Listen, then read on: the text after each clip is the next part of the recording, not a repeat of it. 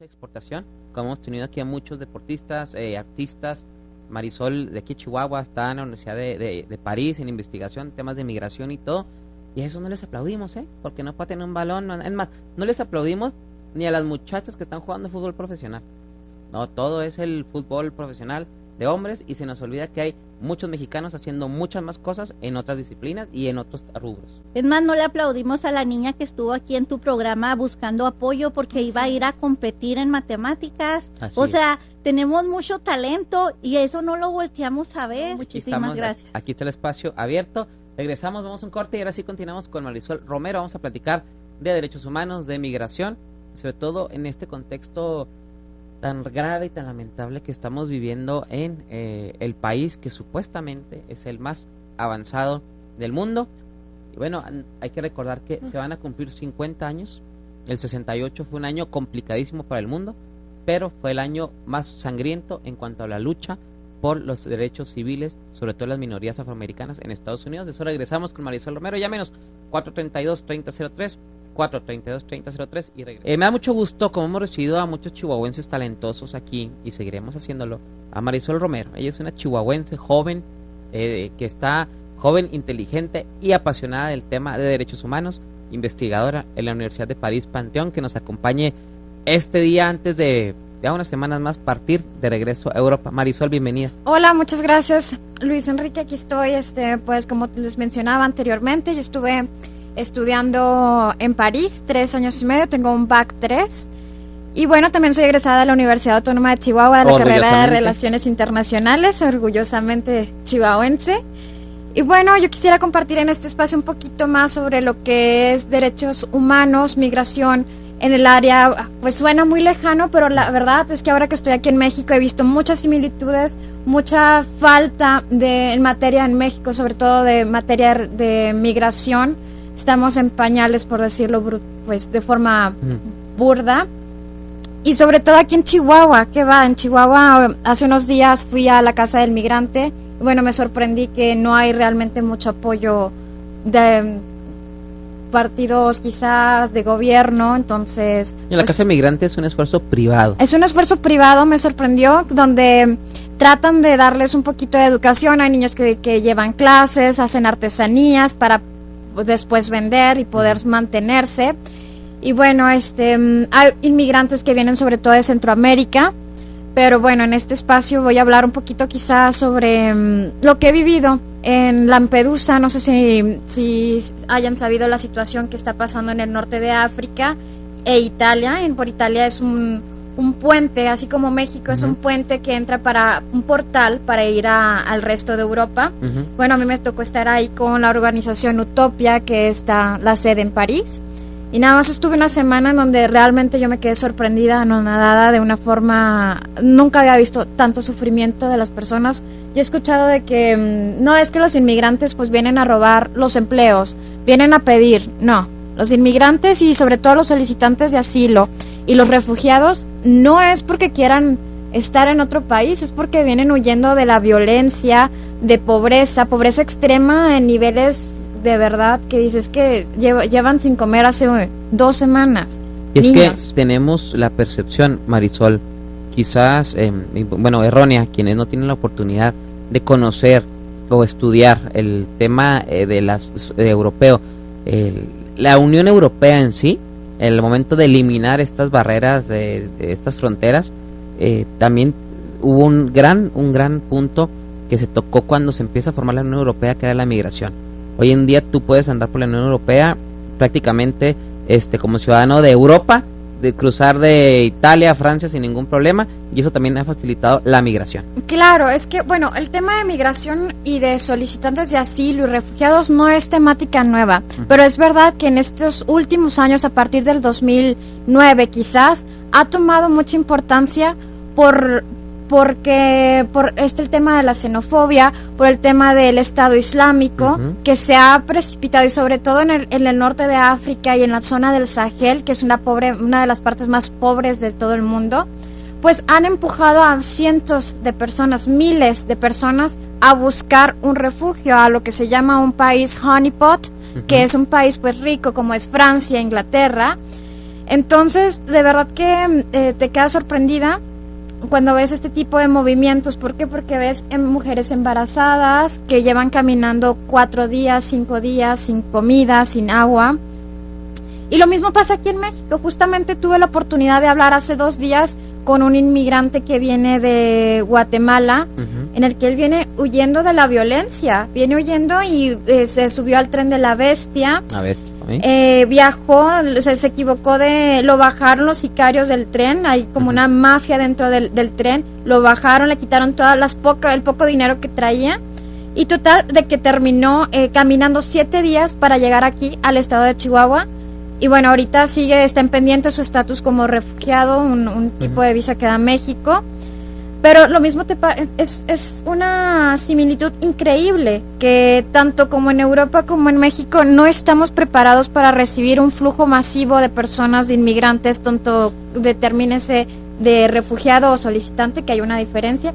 Y sí, es verdad lo que mencionabas con el tema de Europa, desde que se abrieron las puertas en la zona Schengen con los tratados de Ámsterdam, pues es verdad que ha facilitado mucho el intercambio económico como pues social, como los movimientos de que una persona de Italia pueda ir a Francia y vivir como si tú fueras de Durango a Chihuahua. Así. Pero eso es migración interna. El punto es que hay que enfocarse en la migración que no es el del estado de la zona Schengen. Es donde están los focos rojos, es donde está el peligro. ¿Por qué? Porque sí es verdad que se puede malinterpretar muchas veces estos términos y decir, sí, es que entre los inmigrantes vienen violadores, o como decía Trump, que todos los mexicanos somos pues saqueadores, violadores, de los que nada más mandamos lo peor de la inmigración. No es verdad. Es verdad que si vamos 10, pueda que uno sea de esta forma descrita. Y no podemos generalizar la situación de quien está buscando moverse por alguna circunstancia. Claro, y no podemos tampoco contaminarnos por el sentido de la xenofobia. Así es. No por una persona la puedan llevar tantas personas que están en sufrimiento, huyendo de muchas causas de su país de origen, porque su país de origen no los puede salvaguardar. Y al fin y al cabo es la vida humana la que se tiene que proteger. Todos somos humanos. Fíjate, ahorita mencionabas el tren de la bestia. El tren de la bestia es un tema que recientemente, a partir más o menos de 2009-2010, tiene un auge mediático interesante.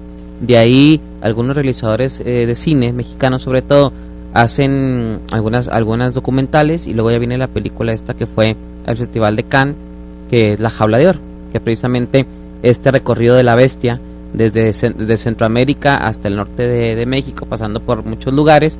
Y luego esta otra película mexicana, más o menos de la misma época, que se llamó La vida precoz y breve de Sabina Rivas, completamente un contexto distinto, es Tapachula, y cómo los centroamericanos van cruzando en el río en estas llantas gigantes, y luego el tema de los maras, también de los maras. Y luego en 2010-2011 salió una película muy buena, también creo que estuvo presentada fuera de competencia en Cannes, que se llamó Miss Bala, con Stephanie Sigman, mexicana. Esta es completamente en Tijuana, y cómo es la violencia, cómo es la violencia de Tijuana, cómo una muchacha se ve envuelta en una situación al azar, totalmente random, de violencia, y cómo acaba en una espiral interminable de corrupción, de violencia, de abuso de derechos humanos, etcétera. Acaba muy bien, es una gran película. Son 3 películas en un tiempo distinto, que decías tú, 2009, 2010, 2011, otras 2013. El tema de migración en México está tomando una relevancia en el arte, en el cine, en el ensayo, en la novela, a raíz de la colombianización de la literatura, de toda esta que se pusiera de moda Pablo Escobar y esta catarsis colombiana. Bueno, en México también se hace, pero pensamos muchas veces que de Tamaulipas a Baja California Norte la migración es nomás los pobrecitos mexicanitos que quieren cruzar a Estados Unidos. Tenemos una realidad en el sur también. Claro, es que es una realidad, no es nada más de que los pobres mexicanitos queremos ir a cruzar el charco, ¿no? No, es realmente México, híjole, hay una afluencia de cultura, de países que vienen incluso desde Asia, los chinos que entran por el sur, todo Centroamérica, y que usan a México como si fuera un puente para llegar a Estados Unidos. Entonces sí, ha tomado el tema de importancia, ha tomado la migración tanto en América como en todo el mundo, importancia debido a una serie de hechos internacionales. Aquí en México, pues se nota que ha avanzado. Por ejemplo, ahora que estaba en la casa del migrante, me decía la encargada que hace 3 años había una afluencia en México de unas 20 personas, según unos estadísticos que ellos tienen, y que hace unos meses, inclusive desde que se abrió la casa del migrante hasta ahora, que ha aumentado. Ahorita hay aproximadamente 45 migrantes, tanto externos como internos, que hace unos meses había entre 20 y 15. Entonces, ves la afluencia, cómo va tomando cada vez importancia. ¿Por qué? Porque el mundo está cambiando y los estados-nación, no han sabido adaptarse con la suficientemente velocidad o fuerza, o darle el peso de la importancia de la migración a los años que estamos viviendo en este tiempo. Sí, también hay un tema. Creemos que el primer mundo, Europa, no tiene estos problemas, y si vamos al sur de Europa, norte de África, tenemos un gran tráfico de personas igualito al que hacemos aquí en el Río Bravo, ¿eh? Claro, es que uno menciona Europa y dice, no, es primer mundo, no hay problemas. Al contrario, hay problemas, pero lo saben esconder más bien, lo saben tapar. Buen punto. Sí, hay muchísimos. Yo justamente estuve de voluntaria en París en una organización. Hay 3 centros de inmigrantes en París. Yo estuve en el de hombres, con hombres musulmanes. Ya me verás así, yo muy tapándome la boca y pues con mi atuendo. Aprendí un poquito de árabe para poderme comunicar, porque llegan personas. Aquí el problema es que hay personas que ni siquiera hablan francés o inglés. Entonces imagínate la frustración de una persona de querer pedir algo, pero no saber cómo. Así es que vamos a un corte comercial y seguimos platicando con Marisol Romero de estos temas de migración, Europa, Centroamérica y en la frontera con Estados Unidos. Aquí vamos, llámenos si usted tiene alguna pregunta, duda, comentario, 432-3003, 432-3003, o mándenos un WhatsApp al 614-363-2021. Volvemos. Seguimos platicando aquí con Marisol Romero sobre temas internacionales, migración, temas también de migración interna, externa en el país, y sobre todo los derechos humanos. Marisol. Así es, pues como veníamos platicando, sí, la temática de migración no es nueva. Justamente me acabas de recordar algo hablando de películas. Es tan vieja el tema de solicitantes de asilo, que hace más de 4 siglos, con el dramaturgo William Shakespeare, que intentaba callar a una multitud londinense que protestaba en contra de los solicitantes de asilo en Londres, y lo sacó con una frase muy célebre de Thomas More en Circa sobre ello. Imagínate, hace más de 4 siglos que llevamos este problema. No es un tema nuevo, claro, pero es verdad que deberíamos de darle la importancia como si lo fuese. Claro. Porque no le estamos dando la importancia, no estamos prestando atención en muchas cosas, sobre todo los gobiernos no han sabido adaptar a las reformas migratorias, y bueno, pues ahora lo vemos con las respuestas que hemos tenido por parte de nuestro representante de Estado, frente a ¿cómo podría decirlo de forma sencilla? Lo que ha dicho Trump últimamente de los mexicanos, que yo como persona y como ciudadana mexicana me siento ofendida. No, ofendida, y luego es muy difícil para la respuesta. Trump es un tipo que no respeta los canales diplomáticos. Es muy difícil para un presidente tener que hacerlo contundente en los canales diplomáticos cuando él se sale del canal diplomático. Y yo le decía a la gente, quieren sangre, quieren que el presidente conteste con un golpe. Eso es salirnos de la diplomacia, tenemos que tener mucho cuidado. Claro, es que para eso hay estándares, hay protocolos que deben seguirse. ¿Por qué? Porque un representante de Estado no es posible que una primer potencia como Estados Unidos tenga un representante que se exprese con tanta brutalidad. No es posible. Y no es posible tampoco que nuestro Estado no pueda defenderse con la tactilidad con la que debería. Sí, claro. Entonces es muy complicado la situación en la que está México ahorita frente a Trump, en el aspecto de que nosotros queremos contestarle de igual manera tan sangrienta. No podemos. No, y tampoco debemos. Así es, tampoco debemos. Tampoco debemos, caeríamos en un juego en el que él está gustoso de poder llevar a cabo. Ah, claro. Entonces, por supuesto. Lo que le hizo a Macron hace unos días, hace unas semanas, allá en la cumbre, también es, la verdad es que Trump nos está metiendo en problemas globales. Lo que pasó esta semana con estos Child Detention Centers, donde yo compartí en las redes una imagen que creo que describe el humanismo del siglo XXI.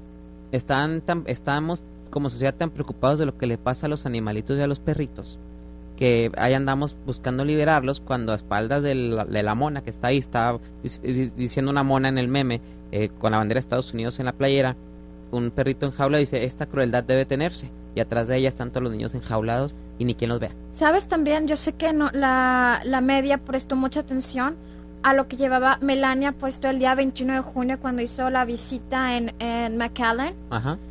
¿Recuerdas lo que decía? No. I don't care, llevaba una chaqueta militar de color verde justamente cuando abordó su avión privado, y llegó a McAllen con una chaqueta que decía a su espalda, I don't care, do you? Haciendo la visita en McAllen. Imagínate. Todo comunica, ¿eh? Imagínate cuando yo veo la noticia, digo, es increíble que aparte y encima que ponen una reforma migratoria en Estados Unidos que no es humanista realmente. La primera dama con ese atuendo. Con ese atuendo en el lugar incorrecto, en el momento incorrecto, en el contexto incorrecto. Y bueno, yo me pongo a pensar, ok, ya sabemos que Trump piensa con cierta, bueno, es un animal. Bueno, yo quería poner un poco más táctil, con más sensibilidad. Pero imagínate que la primera dama de Estados Unidos también, los asesores, porque un asesor no le dijo, no causes más conflicto del que ya hay, que no hay. Fíjate, ¿quién le salvaguarde su guardarropa al menos? Fíjate que yo creo que ahí ya no es tanto que no tengan asesores. Yo creo que ellos no hacen caso. Quizás, puede ser, pero también qué pasa con, por ejemplo, la forma de que en los tweets, cuando yo estaba voluntariando y que estuve ya trabajando en la embajada en París, los tweets se prescribían antes y cuidabas que tuvieran hasta su punto y coma. ¿Qué pasa con los tweets? Yo estoy segurísima que Trump no es el que agarra su teléfono y se pone a tuitear. Claro. Hay alguien detrás, hay muchas personas detrás de él que hacen tales tweets. ¿Por qué no hay un control sobre la forma en que se podría expresar esto? Que nos llame a los mexicanos que todos somos asesinos o drug dealers o contrabandistas. No es cierto. Es un tipo que creo que está acostumbrado a querer marcar la agenda y creo que se está excediendo en las formas. Ahorita mencionaba yo, Marisol, estamos en el 2018. En el 68 fue el año quizás más sangriento de la lucha por los derechos civiles en Estados Unidos. En el 68 muere Martin Luther King, asesinado. Tuvimos las revueltas en muchos países del mundo. Francia, en las revueltas de París, tuvimos en México el 2 de octubre del 68, tuvimos en Argentina, tuvimos en Alemania, tuvimos en muchos lados un mundo convulso. Estaba en el eje todo la lucha por los derechos civiles en Estados Unidos. Son los años también de mucha sangre en Alabama y todo, pero es un tema con los que vamos a seguir platicando. Si nos saca el tiempo, Marisol estará colaborando con nosotros desde allá, en una semana más está allá, pero a ver si antes de irse vuelve a venir y seguimos platicando de esto. Por supuesto, muchísimas gracias por este espacio, gracias Antena 102.5, muchas gracias Luis Enrique. No, a ti Marisol, y bueno, vámonos a seguirle con la programación aquí en Antena 102.5, lo dejamos en muy buenas manos con Ulises Salazar, la mejor música en elevador. Seguimos platicando aquí con GRD Multimedia presentó Plan de Vuelo, un espacio en donde hemos comprobado que la mejor película se escribe día a día en el mundo político. Nuestro itinerario incluye opiniones personales enmarcadas de entrevistas a diferentes políticos, gobernantes, líderes de opinión, dirigentes empresariales, activistas sociales, personajes de la cultura y las artes y sobre todo, su opinión. Estimados pasajeros, gracias por volar con nosotros. Este fue su Plan de Vuelo. Antena 102.5 FM. Marca